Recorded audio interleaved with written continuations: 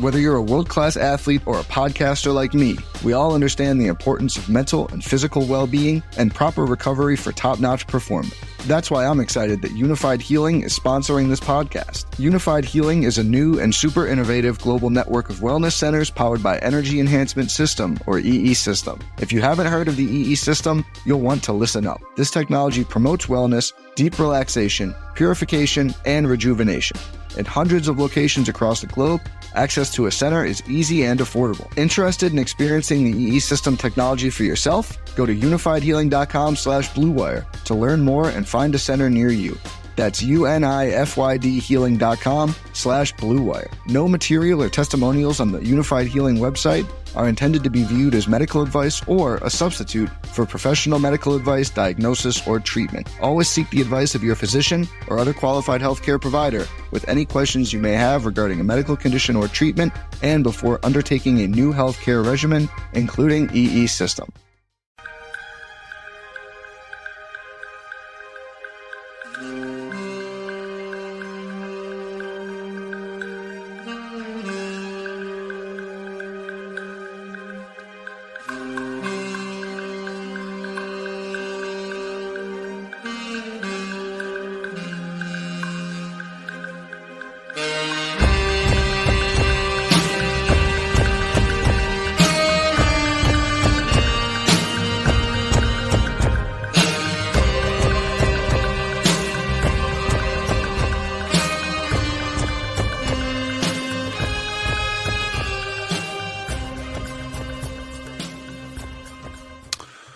Hello, friends. Welcome to Pod Maverick After Dark. I'm Kirk Henderson. Today, I am joined by Matt Martinez. We are joining you after the Dallas Mavericks just lost the opening game of their round one playoff series against the Los Angeles Clippers, 109-97. Matt, how you doing? My feelings are hurt, Kirk. That's a good description. This, we're all so excited. Yeah. So excited. And it was a deflating loss. It was a really deflating loss. And, I kind of got a little bit of my rage out during the recap. I wrote 1,100 words on the recap. I write too much on recaps as is. 1,100 is too much for me. Josh always yells at me when I go past like 650. But man, it was quite the game. Let me just give everybody kind of a brief rundown, and then we'll go through it. The Dallas Mavericks started the game badly and proceeded to play pretty horribly for, I don't know, probably like 28 of the 48 minutes of NBA basketball that we watched, where in the first quarter, James Harden got going from three, which was problematic, and I kind of figured he would cool off. The Mavericks were wrong button. The Mavericks were really slow there on offense, with Luka looking a little bit out of it. Kyrie was letting Luka feel his way into the game, so he wasn't exactly, taking control. And then the Clippers just kind of slowly ground the Mavericks down. It was a pretty frustrating first quarter, with the Mavericks ending up, I think it was down 34-22 after one. Yeah. And so you're looking at this and you're thinking, okay, all right. The Mavericks, like at that point, the Clippers had hit 6 of 8 from three of those from Harden. The Mavericks were 2 of 9, with Luka going 1 for 5. And that was kind of emblematic of where the game was heading. And then in the second quarter, we witnessed perhaps the greatest abomination of offensive basketball from a team. I couldn't find historical context as I was writing, but I want to say the broadcast announced it was the worst quarter of offensive basketball in 25 years. That's hard. That's really hard. That's a lot of playoff basketball. They only scored 8 points in the quarter. 8 points. They got down 22-40 in 90 seconds in, because the Russell Westbrook came in and punched him in the mouth, and Kidd calls a timeout at the 10-17 mark. And then, would you believe it or not? Now, I know there are stoppages in play. Okay. So people are going to get mad at me for saying this, at least people who are big time Kidd guys. Kidd didn't call a timeout the rest of the quarter. Would you believe that? I can't. I think in the little thing that I wrote, after the game today, I think I pinpointed a couple other kid moments that made me roll my eyes, but I did not catch that one. That's a good one. And so it's just a game log thing, and I'm sure Coop or somebody from the Mavericks is going to correct me tomorrow. The kid actually did blah, blah, blah, blah, blah.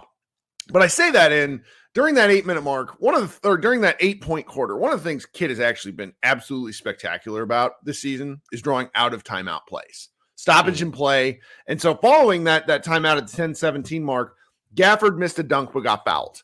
That was the only thing that was easy-ish for the Mavericks the entire quarter.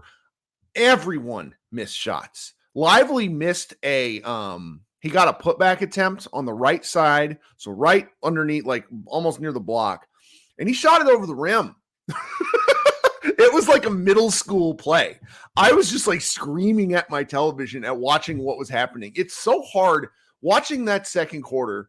Like I'm going to make Josh do a deep dive on it, or I will ask him to do a deep dive, because it was brutal. The Mavericks going to halftime down a gajillion points. What was it at halftime? It was dark. It was like 62 to 30.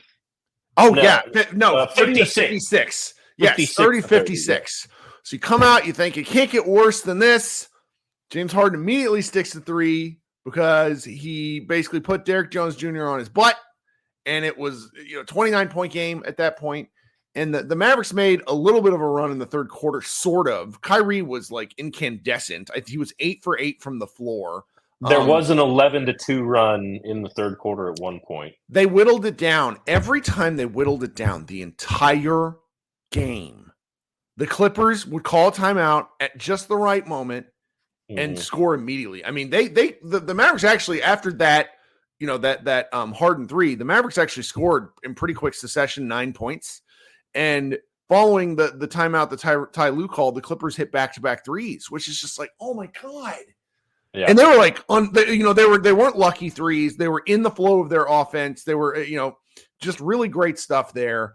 And so the Mavericks they worked it down a couple of times, but still entered the fourth quarter down 23 points. Despite Kyrie Irving's best efforts, he played a really good offensive quarter after kind of a slow first half. Luka was still really, really terrible. I'm sorry. It's like it's one of the weirder offensive games we're ever going to see from him. Luka missed 7 2-point shots in this game. 7. That never happens. And I mean, some of that's Clipper defense, but this is one of the best shot makers in basketball right now. So for him to miss the kind of shots he was making, it's worth pointing out because he was connecting on contested long twos, but he was not connecting on some of the rough and tumble drives and like the post game type shots he's normally just so good at. And so Irving and Luka actually helped work the lead down to 15. The Clippers call another timeout, and they score out of that timeout. And not only did they score out of that timeout, it was a dunk from Paul George, where PJ Washington gets a little lost. Just great play design. It's hard to be like mad at the Mavericks defense in this regard. And then comes down and hits a bananas 3-pointer over Washington, which it's, again, hard to be mad at Washington. And at that point, the game was effectively over. The Mavericks worked it down a few more times. Josh Green came into the game and did his, like, Josh Green, like, I'm going to be an energizer battery type player. And really, he pushed the pay. He got some steals. He got to the line twice, hit 4 free throws. But at that point, like, the game was over. So it's what are we really supposed to do? And so now we're 8 minutes into this podcast, and I feel as if I may be out of things to say because like you said, my feelings are hurt.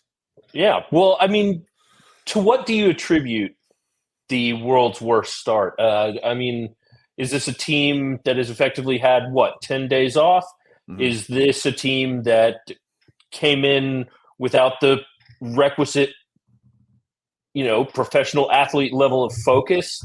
That is, you just assume every NBA basketball player comes into the game with? Or is this like a true matchup problem that will persist throughout the series? Well, I mean, I didn't lead with the fact that Zubac just destroyed Gafford and the Mavericks early. And that was one of probably the most surprising things.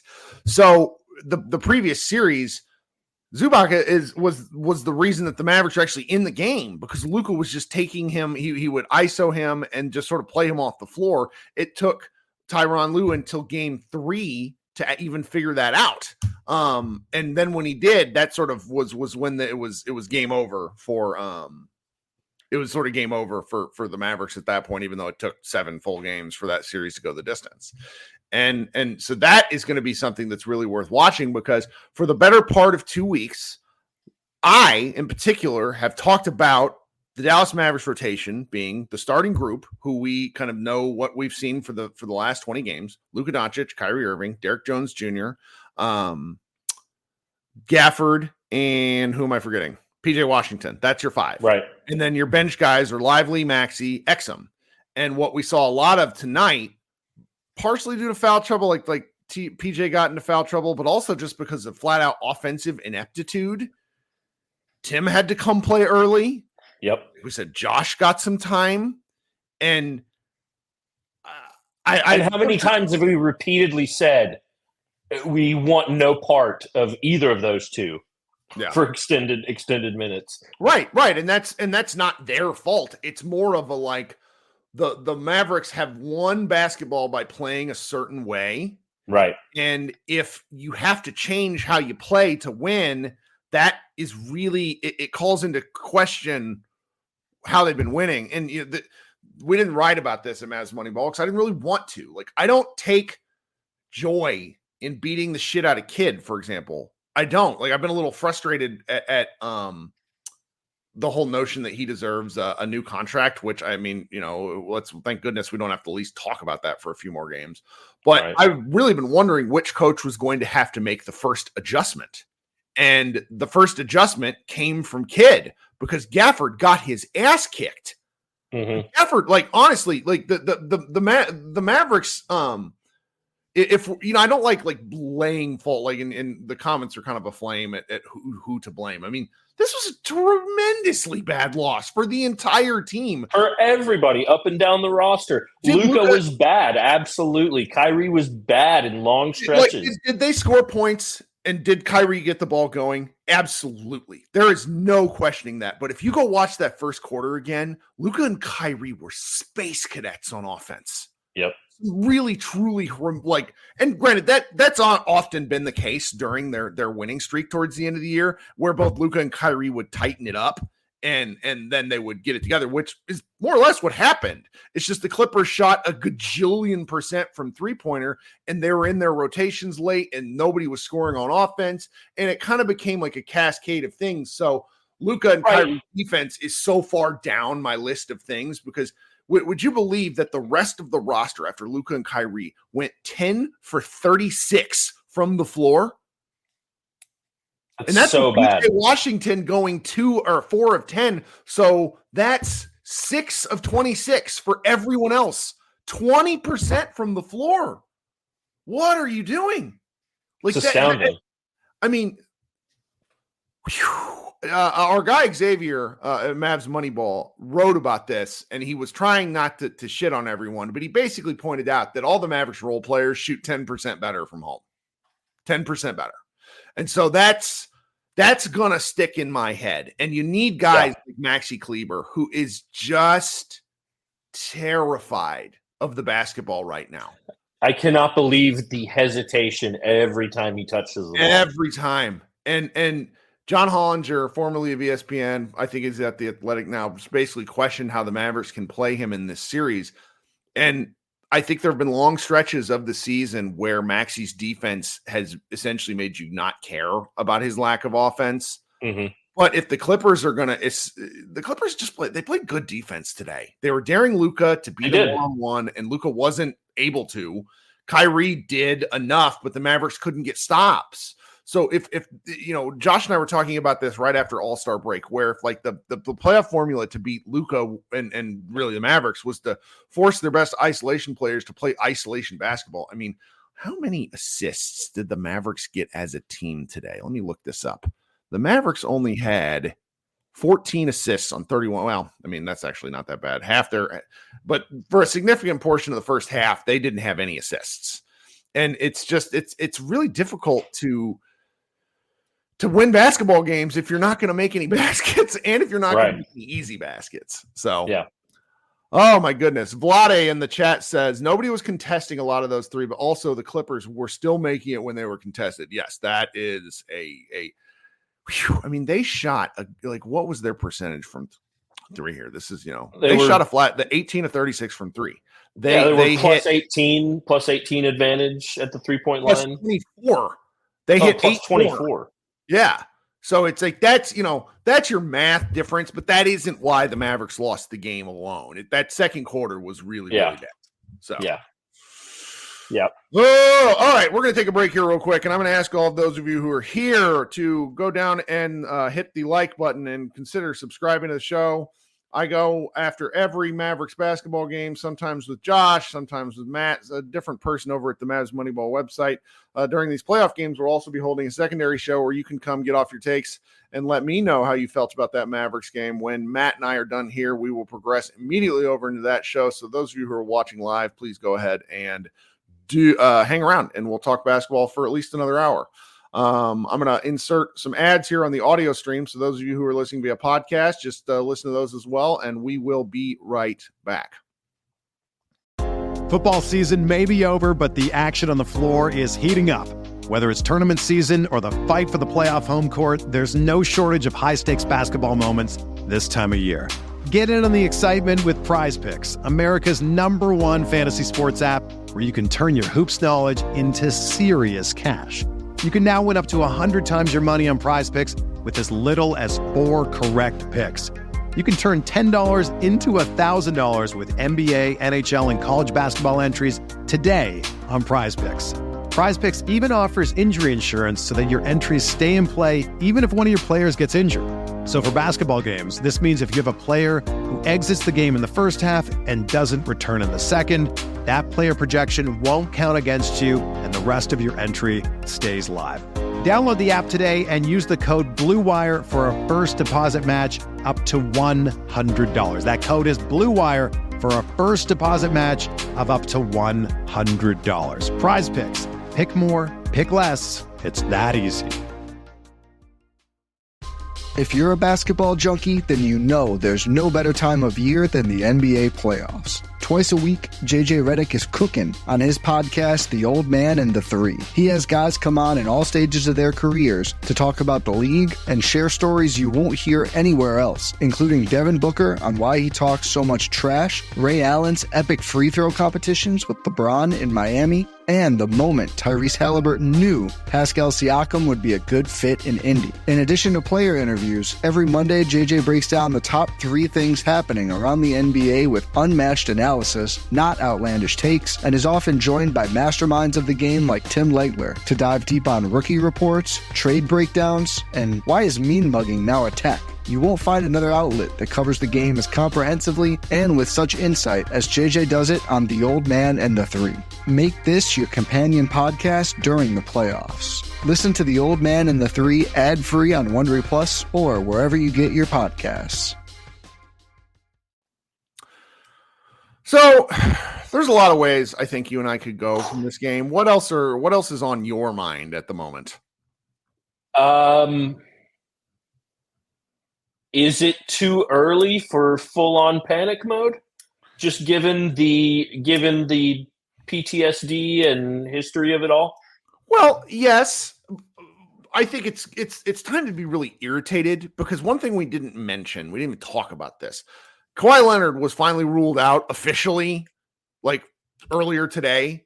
And when you lose a game when the team doesn't have their best player, even though, yes, they have former MVP James Harden, Russell Westbrook, and they have all NBA player and Paul George, it's one of those things that's where I get more frustrated than anything else. Because you don't know when Kawhi Leonard could come back. I don't know if Kawhi's going to come back at all because the medical stuff around him, he keeps it so quiet. Talking about him almost seems pointless, but you lose a game without them and it just sticks in your craw because this felt like the opportunity for the Mavericks to come out and take a series for real. And now they have 6 games left to win 4. That's hard. So in terms of the panic meter, I'm not necessarily high up there. I don't think Luka's going to shoot as poorly as he did again. I think that one more player connecting on any of their cajillion shots will do something. I do think that kid needs to get in their ass a little bit and challenge their competitive nature.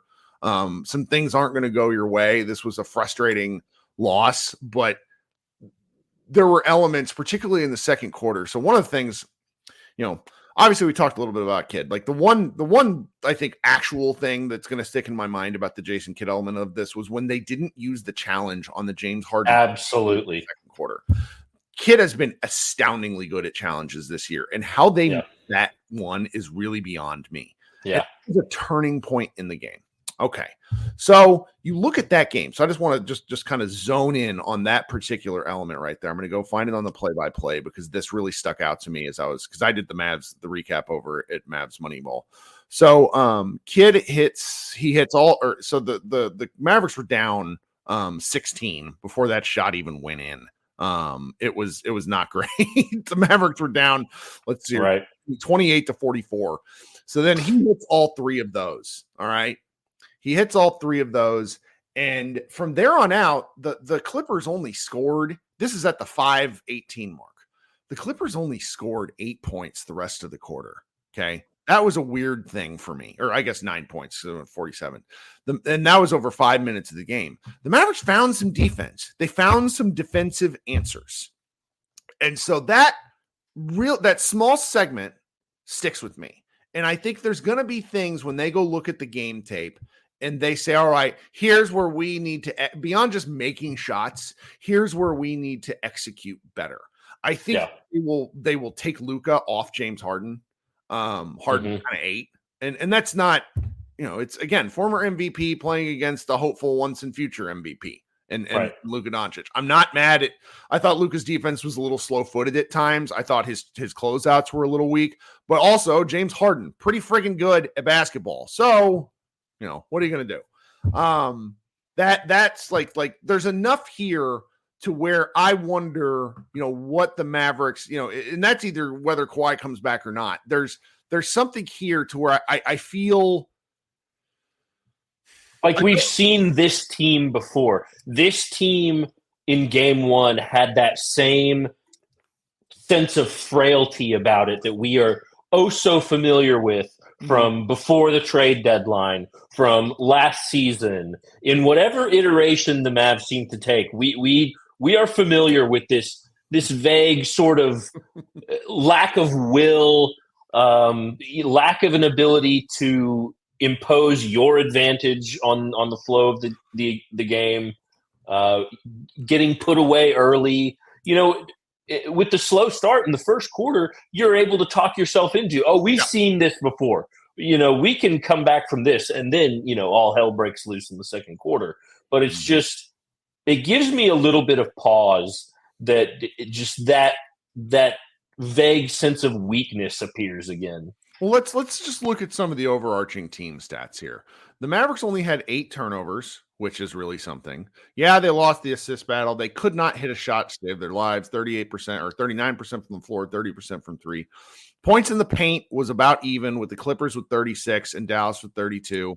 Second chance points was even with 16 each. Dallas won the fast break points 18-5. The Clippers are going to need to slow down the Mavericks. Throws had to be like the Mavericks shot a lot of free throws.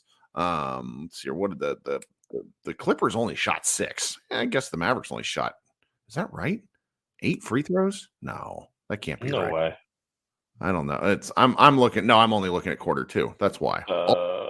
33-13. That's 3 points. So it's, so 30. Clippers didn't shoot a lot of free throws. So the Mavericks had a lot of chances to kind of get back into this. This was really, there's enough here to where, if they lose game 2, I think then your panic meter goes like straight up because the more, oh my God, lie to come back. But there's enough here to where I could see, had the Mavericks not had an absolutely devastating quarter 2, maybe this game would have been a little bit closer. I don't know. The thing that a little vexed about more than anything is I feel like Kyrie and Luka expended a hell of a lot of energy to never get the game close again. Right. I sort of question that. Do you know what I mean? Yeah. And that's where, and I'm wondering if we probably have a fair number of Clippers folks in the chat. But nobody's probably listened to my show before, but I've actually made a point to be pretty fucking respectful to the Clippers because, again, Dallas has not beaten them in a playoff series. Yeah, that's right. That's right. Stone cold fact. I need to point out real quick, shout out to Kevin. Kevin pointed out the kid didn't call timeout again until the fourth quarter with 3:27 left. Thank you so much for that, Kevin. Yeah. And then I think this is Malik's Master says, for the life of me, I don't understand why Kid didn't challenge that Harden 3-point foul core in the second quarter. What is he doing? That's honestly on his assistants. I mean, he takes the responsibility ultimately as the head coach, but like they're sitting there with iPads, and I'm wondering if it's because it was a kick to the side versus the kick out. If they were a little confused as to whether that was a non-call or which it might have been. I honestly don't know how the ref, Ed Malloy was in this game. You never know how that guy's gonna coach a basketball game, but here we are. Do you have anything else we want to kick off on? What do what adjustments would you make immediately going into game 2? The old play better button. Yeah. That's sort of the first one for me. I don't know what would you do about the Gafford conundrum, maybe? Well, apparently Gafford in post-game specifically noted that he played poorly. And so he's got to come out and play better. And Zubac is a heck of a basketball player. I've always thought he would have been a hilariously fun partner for Luka in the pick and roll just because he's got such feet and good hands on the offensive end. I mean, defensively, all centers are kind of at disadvantage with the way ball handlers can take the ball out and shoot the three. But it's just playing better from him. I think that the Mavericks could afford to move, and this goes for everybody. They've got to find ways to not allow the Clippers to bait them into ISO ball. That goes for Luka too. There was a whole lot of ISO ball throughout the game. So Jerome in the chat says Lively needs to start. Lively needs to get the nod to guard Zubac. And I don't think we'll see that. But I also thought Lively played him a lot better. Just taller, get your hands up, that's the first time that's really happened. So we'll see. Any other adjustments can kind of just come from making some 3-point shots. I think that it wouldn't shock me if Josh Green earns himself a little bit of an earlier look in some of these games. Okay. Just because, he came in and did nice things. I'm not a Josh Green guy. I think he gives as much as he takes away, given a long enough leash. But we're also not talking about 20 minutes. We're talking about 4 minutes, 2 to 3 times a game. He did that today. He came in and just disrupted. I think over a long period, Green gets kind of exposed because he gambles too much. But it was nice today. I also would I have a really weird suggestion in that I would like to see Dallas Mavericks players get a fucking hand up when other teams are shooting 3-point players. Good Lord. I cannot all of them do. Who was it? Was it Gaff? I don't know. It's a mental thing for me. It's like, you guys are so tall and so big. Yeah, I know you're charging late. Just get a hand up. It's the Luke Cornett thing where it's like he would always do that even though he's 20 feet away, and it's distracting. It's weird. Would just love to see it. See it. Okay. All right. I'm going to head over here to my live show. Matt, thank you so much for taking time to hang out with me and talk a little basketball. If anybody else wants to hang out and talk with me, I'm going to be posting the link in the comments, and then we can come up here, talk on the stage. And we will talk a little bit more basketball, or you can get your takes off. We have way too many arguments going on in the comments, and I'm going to start banning people unless people clean it up a little bit. All right. I will be right back. Matt, thanks you so much. We will be back here on Tuesday night to do. Josh and I will definitely be doing this then. Otherwise, everybody hang out for the live show. Go Mavs.